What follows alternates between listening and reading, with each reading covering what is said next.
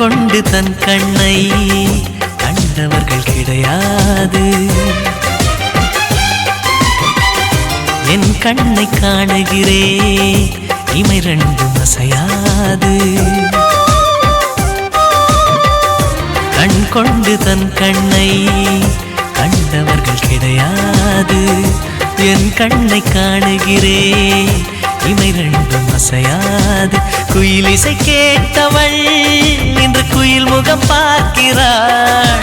உயிர் தொட்ட பாடலின் முழு உருவத்தை பார்க்கிறாள்.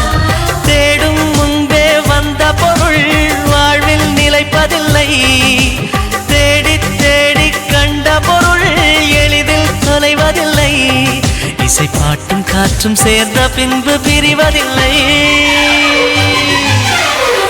இசை பாடகன்